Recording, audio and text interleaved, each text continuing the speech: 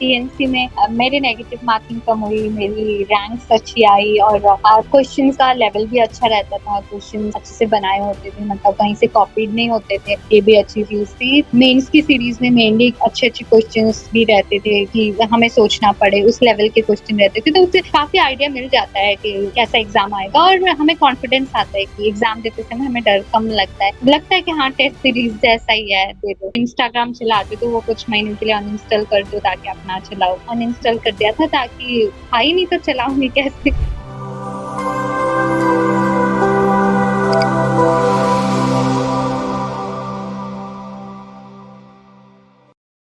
नमस्कार, एक बार फिर से सभी साथियों का हार्दिक स्वागत अभिनंदन टीएनसी के इस ऑनलाइन प्लेटफॉर्म में। Myself Bojha Bhalaria, assistant nursing student AIIMS Patna. एक बार फिर से सभी साथियों का हार्दिक स्वागत और अभिनंदन करता हूं। आज हमारे साथ एक बहुत ही जबरदस्त रैंकर्स जिन्होंने पहली बार में सफलता हासिल की है और एक बहुत ही बड़ा मुकाम हासिल किया है। कैसे किस प्रकार से ये सब चीजें हुई है उसके बारे में जानने वाले हैं, और साथ ही साथ ये जो तैयारी की नींव है वो कब से शुरू हो गई थी उसके बारे में भी जानने वाले हैं। साथ ही साथ आज बहुत सारे इनसे डिस्कस करने वाले हैं, नोट्स कैसे बनाने हैं, साथ ही साथ रिवीजन कैसे करना है, सारी की सारी जानकारी इनसे लेने वाले हैं। तो सबसे पहले तो बहुत बहुत बधाई और शुभकामनाएं सुनीता जी को। Thank you sir, thank you very much. इस समय कैसा लग रहा है? एक बहुत ही बड़ा रैंक हासिल किया है, ऑल इंडिया रैंक 104। सर बहुत अच्छा लग रहा है कि हाँ पहली बार में हो गया, पहली बार में अच्छा रैंक आ गया। बहुत ही बढ़िया और बहुत ही शानदार। अब हम बात करेंगे आपसे। सबसे पहले बहुत सारी चीजें जानने वाले हैं और बहुत सारी चीजें पूछने वाले हैं कि ये सब संभव, ऐसा कीर्तिमान कैसे हो पाया है, उसके बारे में बात करेंगे और बहुत सारी चीजें आपसे जानने की कोशिश करेंगे। इस इंटरव्यू का फायदा हजारों बच्चों तक पहुंचे, वो सारी की सारी हम लोग कोशिश करेंगे। तो सबसे पहले इस इंटरव्यू की जो शुरुआत है वो आपके अपने इंट्रोडक्शन से। मेरा नाम सुनीता है, सुनीता सिंह। मैं बिहार की रहने वाली हूँ। मेरा घर मधुबनी बिहार है। आप बिहार से आते हैं, सबसे पहले तो बहुत बहुत बधाइयां। जिस धरती पे हम रह रहे हैं और जिस धरती पे हम लोग काम कर रहे हैं, उस धरती का नाम आपने रोशन किया है, बिल्कुल बिहार का नाम रोशन किया है, उसके लिए बहुत बहुत धन्यवाद। अब हम बात करते हैं कि कहाँ से आप पास आउट है, कहाँ से आपने नर्सिंग की है। मैं एम्स दिल्ली की पास आउट हूँ। 2024 में ही मैं पास आउट हूँ, इसी ओके, साल अभी पास आउट। लेटेस्ट अभी 2024 में पास आउट है और एम्स दिल्ली से। आपने बिहार से दिल्ली तक का सफर किया और वहां पे आपने पूरे नर्सिंग को कंप्लीट किया। ये journey just latest pass out होने के बाद तुरंत सफलता मिलना, पहले ही नोट सेट के अंदर आपने सफलता हासिल की है, तो क्या स्ट्रेटजी बनाई थी? कैसे पहले ही सोच लिया था कि यार मुझे ये सब पहले ही बार पहले अटेम्प्ट में ही करना है? इसके पीछे क्या प्लानिंग रही है वो जरूर शेयर करें। जैसे कि हम सभी को पता है, नर्सिंग कॉलेज तो बीच रहता ही है, तो पता तो नर्सिंग के बारे में फर्स्ट ईयर से ही था, लेकिन फिर थर्ड ईयर के लास्ट में जाके हमने तैयारी स्टार्ट करी, अपनी बुक्स खरीदी। अ, जो कॉम्पिटिटिव बुक्स है वो खरीदी, टारगेट हाई, टर्निंग पॉइंट और पीआर यादव भी यूज कर सकते हैं और साउंडर्स भी यूज कर सकते हैं, ये सब खरीदी और फिर वहां से ही स्टार्ट हुई। और उसके बाद इंटर्नशिप की पीरियड आया। इंटर्नशिप में हमारा जो पढ़ाई ज्यादा बढ़ा, उससे पहले तो क्योंकि पोस्टिंग फिर काफी दिन बाद बहुत कम टाइम मिल पाता था, तो फिर उसके बाद इंटर्नशिप से स्टार्ट करी। फिर उसके बाद जब हमारा कोर्स कंप्लीट हुआ फिर अच्छे से पढ़ाई करी, जितना भी टाइम बचा तो हमने अच्छे से पढ़ाई। आपने बताया कि मैंने फर्स्ट ईयर सेकेंड ईयर से ही शुरुआत कर दी थी और थर्ड ईयर के बाद एक पूरा कॉन्फिडेंस आया कि हाँ अब भैया एम्स के बच्चे हैं, बड़ा एम्स में ही जाना पड़ेगा। अगर भैया अगर छोटे वाले हॉस्पिटल में चले गए तो इज्जत खराब होने वाली है, क्योंकि एम्स के बच्चे हैं तो एम्स में ही रहना है, तो मेहनत तो करनी पड़ेगी। और इस मेहनत के साथ आपने शुरुआत की। उस मेहनत में जब आपने शुरुआत की, सबसे पहले आपने क्या किया, कैसे शुरुआत कर दी? कि सबसे पहले आपने थ्योरी पढ़ी या प्लानिंग किया कि मुझे अब खुद से ही नोट्स बनाना है, खुद से ही पढ़ना है? फिर टीएनसी का साथ, इस टीएनसी का साथ आपसे कब से हुआ, ये सारी चीजें बताएं।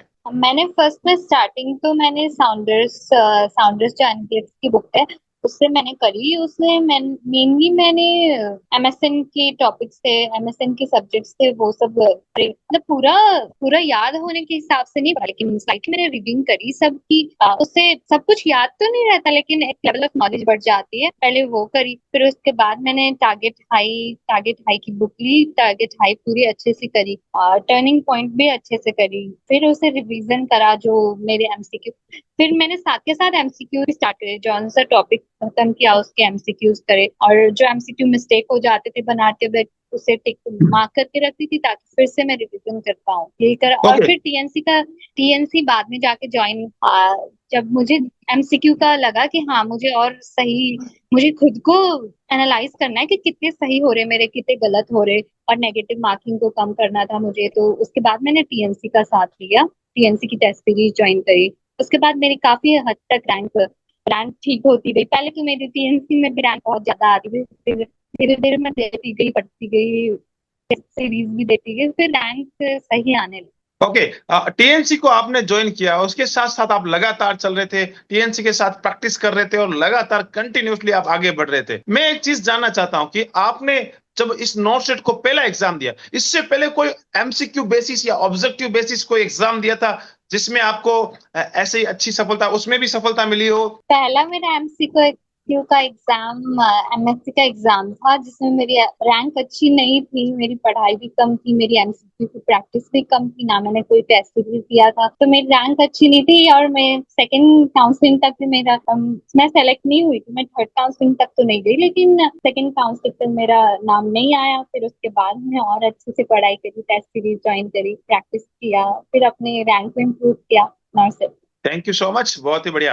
अब मैं जानना चाहता हूँ टीएनसी के बारे में कैसे पता लगा आपको, कहाँ से पता लगा? मेरी बैचमेट जो मेरे साथ, मेरी बैचमेट प्लस वार्डमेट जो मेरे साथ पढ़ती थी, उसने बताया कि हाँ टेस्ट सीरीज टीएनसी है, उसमें काफी सारे बच्चे एग्जाम देते हैं, अच्छा है, तो फिर मैंने उसके बाद टीएनसी की सीरीज ज्वाइन की, वो ओके, भी बहुत ही बढ़िया। बेसिकली और और उसके वो बाद भी। आपने टीएनसी का टेस्ट लगाना शुरू किया और लगातार आप कंटिन्यूअसली प्रैक्टिस करते गए और प्रैक्टिस करते करते इतने परफेक्ट बन गए कि आज एक रैंकर्स बन के उभरे। अब मैं थोड़े थोड़े से बच्चों के कमेंट बॉक्स में, जो पिछले इंटरव्यू में जो हमने रिलीज किए, उसके अंदर बहुत सारे कमेंट्स आए, तो बच्चे जानना चाहते हैं कि टॉपर्स के मुंह से बताया जाए कि कितने घंटे आप, अपना जो शेड्यूल होता था कि भाई आप ड्यूटी ड्यूटी भी कर रहे थे, एम्स की फोर्थ ईयर में थे, और उसके साथ साथ सारी चीजें कैसे मैनेज कर रहे थे? अपने आप को एग्जाम भी देना है, टीएनसी का शाम को रोज पर डे एग्जाम भी देना है, सारी चीजें पढ़नी है, नोट्स भी बनाने हैं, तो किस प्रकार से? मैंने जैसे फोर्थ ईयर की शुरुआत में तो मेरे आवर्स बहुत कम थे, क्योंकि मुझे हॉस्पिटल जाना था, फिर क्लास लेनी थी, बहुत कुछ था, तो बहुत कम हो पाता था, और रिसर्च वगैरह भी होता है, रिसर्च केस बुक। तो इंटर्नशिप जब स्टार्ट होती है, अभी तो सब सारे कॉलेजेस में इंटर्नशिप होने लगी है, उसके बाद हमें ड्यूटी ड्यूटी करनी होती है, तो उसमें हम यूटिलाइज कर सकते हैं, जैसे ड्यूटी करके आए, उसके बाद आधे घंटे एक घंटे रेस्ट ले लिया, उसके बाद हम जितना टाइम है खाने के अलावा पढ़ सकते हैं, और बाकी जब हमारा कॉलेज खत्म हो गया, कॉलेज खत्म हो जाने के बाद खाना, पढ़ना और सोना, यही तीन काम कर, यही ये मैं बोल बिल्कुल सकती बिल्कुल। तो एम्स के बच्चों के साथ ये तो रहता है कि थर्ड ईयर फोर्थ ईयर पे थोड़ा सा लोड रहता है, उसको रिसर्च करना होता है, पोस्टिंग रहती है, और ये सारी चीजें रहती है, उनके साथ में उनको सारी चीजें सबमिट करनी पड़ती है और उसके साथ साथ पढ़ना पड़ता है, लेकिन टाइम मिल जाता है और उसके बाद भी बच्चे मेहनत करते हैं, लगातार टीएनसी के साथ चलते हैं और बहुत ही बड़ा मुकाम हासिल करते हैं। उसके बाद जब कॉलेज फिनिश हो जाता है, तो भैया बस तीन ही काम बचते हैं, बिल्कुल जो आपने बताया, बस खाना, सोना और पढ़ना, वो तीनों ही काम है उसमें, उसके अलावा हमारे पास कोई काम नहीं है। बस बहुत ही बढ़िया, बहुत ही शाबाश। अब मैं थोड़ा सा आ जाता हूं कि जो गलतियां होती थी, भैया आप जरूर एम्स में पढ़े हो, लेकिन जो पेपर बनाने वाले वो भी एम्स से ही है, तो गलतियां तो आपके 100% निकाली, कितना भी थोड़ी पड़ेंगे, लेकिन पेपर इतना शानदार बनाते थे टीएनसी कि गलतियां तो होने के चांसेस होते ही होते हैं। लेकिन आप बताओ उस गलतियों को कैसे सुधारते थे कि यार ये चीज तो मैंने पहली बार पढ़ी है, ये नया टॉपिक है, नई चीज है, तो वो कैसे सुधारते थे? अगर नया क्वेश्चन मिला, नई टॉपिक मिली, जो लगता है हाँ मुझे बाद में भी रिवाइज करना है, तो उसे नोट डाउन करके रख सकते हैं। जिस बुक से पढ़ रहे हैं, जैसे टारगेट हाई से पढ़ रहे हैं, या फिर टर्निंग पॉइंट से, या पीआर यादव, जो भी आप रेफर कर रहे हो, या साउंडर से रेफर कर रहे हो, तो उसके वहां जहां भी स्पेसेस खाली है उसी पे लिख लो, ताकि बाद में आपको रिवीजन के लिए जब आप पढ़ो तो वो भी साथ के साथ आपका रिवीजन हो जाए, जो जो आपके मिस्टेक्स हो रहे वो, और अगर बुक से आपके मिस्टेक्स हो रहे तो उसे मार्क करके रखो, ताकि लास्ट मोमेंट पे बस मिस्टेक्स वाले क्वेश्चन पढ़ सको, ताकि आपका फिर से मिस्टेक ना हो, क्योंकि अभी मिस्टेक हो रहा है, एग्जाम में भी मिस्टेक हो सकता है, तो आप रिवीजन करके जाओगे तो मिस्टेक नहीं होगा, ओके, नहीं हो रिविजन्स सकता। आपको बहुत ही ज्यादा इंपॉर्टेंट बताया कि उनको रिवीजन करते रहे। एक चीज बच्चों ने यहाँ पे कमेंट किया है, मैं उस कमेंट्स को लेना चाहता हूँ कि जो हमने पिछला वीडियो डाला था, उस वीडियो के अंदर बच्चों ने मैसेज डाला है कि सर जब रिवीजन करते हैं तो जो टॉपर्स है उनसे पूछा जाए कि क्या फिर से पूरा फुल थ्योरी रिवीजन करने बैठ जाए, या उसमें से कुछ की पॉइंट्स है, या किस प्रकार से थ्योरी को फिर से रिवीजन करना चाहिए? थ्योरी को अगर आपने मतलब फर्स्ट टाइम पढ़ा है तो जो मार्कर के रखा उसे रिवीजन करो। आपकी आदत है नोट्स बनाने की तो नोट्स की रिवीजन करो। मेरी आदत थी मार्कर मैं लाइन से पेन से या रेड जो हाईलाइट हो मुझे पता चल जाए उससे मार्क करके रखती थी। फिर उसे रिवीजन करना भी आसान कम समय में हो जाता था। तो ऐसे कर सकते हो आप लोग की मार्क करके रखो जो जो भी लगता है आपको कि आपको रिवीजन करना है। ओके, बहुत ही बढ़िया, बहुत ही बढ़िया। अब नेक्स्ट क्वेश्चन में और लेना चाहता हूँ। बहुत सारे बच्चे ऐसे हैं, टाइम टेबल का तो वैसे आपने बता दिया था कि आपका टाइम टेबल बिल्कुल भी रहा है, लेकिन एक चीज मैं और पूछना चाहता हूँ कि एम्स से जस्ट लेटेस्ट पास आउट हैं, अभी पास आउट किए हैं, मन में डर नहीं था कि यार पहली बार में सिलेक्शन होगा कि नहीं होगा? अब अभी तो हमने किसी से जो होता है ना, थोड़ी कोचिंग मैंने खुद से ही पढ़ा, कोई कोचिंग नहीं ली, मैंने सिर्फ टीएनसी के साथ ही सिर्फ टेस्ट सीरीज को लिया है, तो इस बार मेरा रैंक बनेगा या नहीं बनेगा, तो फिर कैसे सोच रहे थे? ये डर तो होता ही है कि होगा नहीं होगा, रैंक आएगी नहीं आएगी, पसंद का एम्स मिलेगा नहीं मिलेगा। लेकिन ये इसी में हमें भरोसा रखना होता है कि हजार चीजें एक एक बार पढ़ने से अच्छा एक चीज से हजार बार पढ़ना ज्यादा सही रहता है। तो खुद पे भरोसा रखना है कि हाँ यही करना है, अगर नहीं हुआ तो अगले साल देखेंगे, लेकिन जो पढ़ रहे हैं वही पढ़ना है। ओके, एक्सपेरिमेंट नहीं बिल्कुल। कर सकते जब एग्जाम के 2 ही महीने हैं तो एक्सपेरिमेंट हजार एक्सपेरिमेंट हम नहीं कर सकते। एक ही और चीज लो और उस पर टिके रहो। कम टाइम में सक्सेस लेनी है तो आपने बिल्कुल, तो ये आपने चूज किया था कि भाई कम टाइम में सक्सेस लेनी है तो टीएनसी के साथ जाना पड़ेगा, और टीएनसी के साथ ही आपको बढ़ना पड़ेगा, और ये लो हम चीज कर लेंगे, क्योंकि हमारी थ्योरी कहीं ना कहीं पीछे में बिल्कुल स्ट्रांग हो रखी है। एमसीक्यू प्रैक्टिस की जरूरत है, लगातार आपने एमसीक्यू प्रैक्टिस किया और ये सारी चीजें की है। अब मैं आपसे जानना चाहता हूँ, क्या सबसे बेस्ट लगता था टीएनसी में? टीएनसी में मेरी नेगेटिव मार्किंग कम हुई, मेरी रैंक्स अच्छी आई और क्वेश्चंस का लेवल भी अच्छा रहता था। क्वेश्चंस अच्छे से बनाए होते थे, मतलब कहीं से कॉपीड नहीं होते थे। ये भी अच्छी चीज थी। और हमें मेंस की सीरीज में मेनली अच्छे अच्छे क्वेश्चंस भी रहते थे कि हमें सोचना पड़े उस लेवल के क्वेश्चन रहते थे। तो उससे काफी आइडिया मिल जाता है कि कैसा एग्जाम आएगा और हमें कॉन्फिडेंस आता है कि एग्जाम देते समय हमें डर कम लगता है कि लगता है कि हाँ टेस्ट सीरीज जैसा ही है, दे दो। उसका फील नहीं होता बिल्कुल, कि बिल्कुल। पढ़ाई। Confidence is the very very important. Success पाने के लिए हमें कॉन्फिडेंस की बहुत ही ज्यादा जरूरत होती है। बिना कॉन्फिडेंस कुछ भी नहीं होता है, और वो कॉन्फिडेंस लगातार जब क्वालिटी कंटेंट के साथ हम आगे बढ़ते हैं तो लगातार कंटिन्यूअसली आगे बढ़ते हैं। अब थोड़ा जमाना सोशल मीडिया का है। वैसे तो मुझे पता है कि हर बच्चे के हाथ में मोबाइल फोन है, और एम्स वालों के हाथ में आईफोन है, तो बहुत ही बढ़िया। अब बात करते हैं कि ये मोबाइल का जमाना है, तो लगातार लगातार लगातार स्क्रॉलिंग होती रहती है, तो रील्स चलते रहते, तो डिस्ट्रैक्ट होते रहते। कैसे अपने आप को कंट्रोल किया कि यार मुझे तो नहीं देखनी है रील? या आप भी रील देखा करते थे? हाँ, ये आदत सभी की होती है, रील्स देखना या फिर कोई मूवीज। आजकल तो कोरियन ड्रामा चाइनीज ड्रामा ये सब का भी बहुत चला है। तो वो सब भी कंट्रोल तो करना ही होता है क्योंकि टाइम कम है। तो उसके लिए आप अनइंस्टॉल कर सकते हो। इंस्टाग्राम चलाते तो वो कुछ महीनों के लिए अनइंस्टॉल कर दो ताकि आप ना चलाओ, वही हो सकता है। कंट्रोल करना है तो मैंने तो अनइंस्टॉल करा था, जैसे अपना इंस्टाग्राम थोड़े दिन के लिए अनइंस्टॉल कर दिया था ताकि था ही नहीं तो चलाऊंगी कैसे। बिल्कुल, बहुत ही बढ़िया। और आपने सबसे बेस्ट चीज है कि सर कुछ था ही नहीं तो हम चलाएंगे कैसे, तो आपने अनइंस्टॉल किया और लगातार कंटिन्यूअसली आगे बढ़ते गए। बहुत ही जबरदस्त और बहुत ही शानदार। अब मैं बात करना चाहूंगा प्रीलिम्स के बारे में। जो आपने प्रीलिम्स का पेपर दिया है, कितने क्वेश्चंस राइट कितने गलत, मेंस के अंदर कितने क्वेश्चन राइट और कितने क्वेश्चन आपने गलत कर दिए थे? प्रीलिम्स में मेरे मेरे 60+ राइट थे और 3 शायद मेरे नेगेटिव गए थे। अब तो मेंस की कितने बात दिन हो करें तो? गए, नहीं मेंस की। अच्छा, मेंस में मैंने टोटल 150 क्वेश्चंस बनाए थे, उसमें से मेरे 29 नेगेटिव गए। ओके, मतलब सीधा सा फंडा है कि टॉपर्स ने भी गलतियां तो खूब दिल भर के की है, कि हाँ गलतियों का पिटारा लेके ही चलते हैं, लेकिन हाँ बहुत अच्छी बात है कि मेहनत कंटिन्यूअसली अगर रहती है तो 101% फायदा मिलता ही मिलता है, और बहुत ही जबरदस्त फायदा उसका सामने निकल के आता है। पीवाईक्यू का रोल प्रीवियस ईयर, जैसे अगर आपने बताया कि प्रीवियस ईयर क्वेश्चंस का क्या रोल रहता है इन मेंस के एग्जामों में या प्रीलिम्स के एग्जामों में? बहुत इंपॉर्टेंट है, प्रीवियस ईयर्स तो करना बहुत इम्पोर्टेंट है। एमसीक्यू टेस्ट सीरीज तो उसमें भी प्रीवियस ईयर्स क्वेश्चंस तो होते ही है मिक्स होके। और बाकी अलग से बुक लेके आप पढ़ सकते हो। प्रीवियस ईयर से क्वेश्चन सेम रिपीट नहीं होते लेकिन उसके बेसिस पे क्वेश्चन आ सकते हैं, मतलब वो टॉपिक्स इन्वॉल्व होंगे। अगर क्वेश्चन आएंगे तो प्रीवियस ईयर्स करना बहुत जरूरी है। और बच्चों को मैं ये बता देना चाहता हूं कि टीएनसी ने सिर्फ एंड सिर्फ 100 रुपीज के अंदर लगभग 125 प्रीवियस ईयर पेपर का एक पूरा स्लॉट बना रखा है, बिल्कुल 100 रुपए में। तो ये बहुत ही कीमती चीज है, बिल्कुल 100 रुपए में मिल रही है। तो बिल्कुल बच्चों को परचेस करके उसको 101% प्रैक्टिस करनी चाहिए, मेहनत करनी चाहिए, कौन कौन से टॉपिक से क्वेश्चन बन रहे हैं उसके हिसाब से करनी चाहिए।